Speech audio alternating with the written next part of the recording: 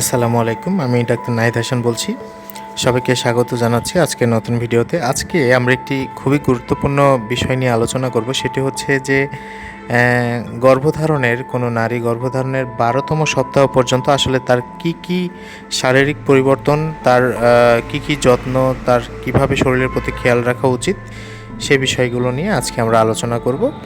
তো প্রথমেই আমরা আলোচনাতে চলে যাই। তো আপনাকে প্রথম ৩ মাসে যেই বিষয়টি খেয়াল রাখতে হবে সেটি হচ্ছে যে আপনাকে আপনার সঠিকভাবে আপনার যে শারীরিক যে ইনগ্রেডিয়েন্টগুলো প্রয়োজন হয়, অর্থাৎ ক্যালসিয়াম, ভিটামিন, এই জিনিসগুলো প্রয়োজন হয়, সেগুলো কিন্তু শরীরে আপনাকে রেগুলার নিতে হবে। অর্থাৎ সেগুলো সাপ্লিমেন্ট আকারে নিতে পারেন, খাবারের মাধ্যমে নিতে পারেন, তবে আমরা পরামর্শ দিয়ে থাকি বিভিন্ন সাপ্লিমেন্ট আকারে দেওয়ার জন্য। তো বাংলাদেশের প্রায় সব সরকারি স্বাস্থ্যকেন্দ্রে গর্ভবতী নারীদের বিনামূল্যে কিন্তু ক্যালসিয়াম ট্যাবলেট বিতরণ করা হয়। আপনি নিকটস্থ স্বাস্থ্যকেন্দ্র থেকে অবশ্যই প্রথমে যখন বুঝতে পারবেন যে আপনি প্রেগনেন্ট, আপনাকে ক্যালসিয়াম ট্যাবলেট সংগ্রহ করে নিতে হবে। তো গর্ভাবস্থায় ১০ম থেকে ১৪তম সপ্তাহের মধ্যে আল্ট্রাসোনোগ্রাম করে ফেলার চেষ্টা করবেন। এই পরীক্ষার মাধ্যমে আপনি ডেলিভারির সম্ভাব্য তারিখ সম্পর্কে কিন্তু জানতে পারবেন। সেই সাথে গর্ভের শিশু ঠিকমতো বেড়ে উঠছে কিনা, গর্ভে একাধিক শিশু আছে কিনা, এমন সব তথ্যও জানা যাবে। তো আরেকটা জিনিস, যে মনে করে আয়রন, ফলিক অ্যাসিড ট্যাবলেট আপনাকে খেতে হবে। গর্ভের শিশুর সুস্থ বিকাশ নিশ্চিত করতে আপনি অবশ্যই কিন্তু মনে করে আয়রন এবং ফলিক অ্যাসিড আপনাকে খেতে হবে। তো আমরা এই বাচ্চার যে সময়টা, এটাকে আমরা ৩ ভাগে ভাগ করতে পারি, ভাগ করে থাকি। একটা হচ্ছে প্রথম ট্রাইমেস্টার, দ্বিতীয় ট্রাইমেস্টার এবং থার্ড ট্রাইমেস্টার বা তৃতীয় ট্রাইমেস্টার। তো প্রথম ১২ সপ্তাহে বাচ্চার বৃদ্ধি কিন্তু আপনার বাচ্চা একটি আমরা যদি সাইজের কথা বলি, একটি কাগজি লেবুর মতো হয়ে থাকে। দৈর্ঘ্য প্রায় অ্যাভারেজে ৫.৪ থেকে ৫ সেন্টিমিটার এবং ওজন ১৮ থেকে ২০ গ্রামের মতো হয়ে থাকে।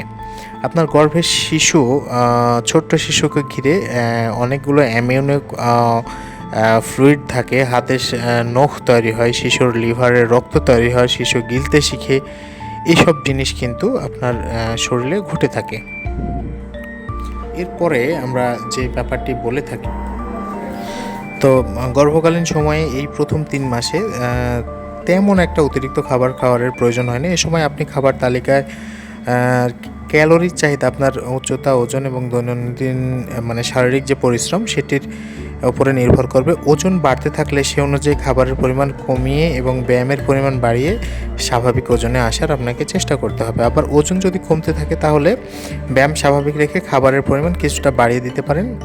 এইসব বিষয়ে একজন রেজিস্টার্ড চিকিৎসকের বা ডায়েটিশিয়ানের পরামর্শ আপনাকে নিতে হবে। তিনি আপনার জন্য বিশেষভাবে খাবার তালিকা প্রস্তুত করতে সাহায্য করতে পারেন। গর্ভবতী নারীর সারাদিনের খাবার তালিকাটি একটি চার্ট আকারে আপনি আপনার সামনে উপস্থাপন করতে পারেন। তবে এই তালিকাটি অবশ্যই আপনাকে ১৮০০ ক্যালোরি পর্যন্ত আপনি নিতে পারেন। তো আপনার উচ্চতা যদি ৫ ফুট ২ ইঞ্চি হয়, তাহলে গর্ভধারণের আগের ওজন ৫৫ কেজি এবং সপ্তাহে ২ থেকে ৩ দিন হালকা ব্যায়াম করে এমন নারীর জন্য আমি একটি খাবারের তালিকা বলছি। আপনি ভাত খাবেন হচ্ছে দিনে ২.৫ থেকে ৩ কাপ, গাঢ় সবুজ বা রঙিন শাক খাবেন ১ থেকে ১.৫ বাটি, হলুদ অথবা কমলা ফল ও সবজি খাবেন ১ বাটি, ডিম ১টি, দুধ ১ গ্লাস, মাছ অথবা মাংস ১ টুকরো এবং ঘন ডাল হচ্ছে ২ বাটি। তো উল্লেখ্য যে এই খাবারের এই তালিকার খাবারগুলো রান্না করার সময় প্রয়োজনে সীমিত পরিমাণে তেল ব্যবহার করতে হবে। অতিরিক্ত রান্নার তেল ব্যবহারে খাবারের পুষ্টিগুণ তেমন বাড়ে না, কিন্তু আপনার ক্যালোরির পরিমাণটা বেড়ে যায়, যেটা আপনাকে শারীরিকভাবে মুটিয়ে তুলতে পারে বা আপনি মোটা হয়ে যেতে পারেন। তো সে কারণে আপনাকে খাবারের ব্যাপারে বেশ সচেতন থাকতে হবে। তো আজকে এই পর্যন্ত। সবাই ভালো থাকবেন, সুস্থ থাকবেন, সুন্দর থাকবেন, সেই শুভকামনায় আজকের মতো এখানেই। আল্লাহ হাফেজ।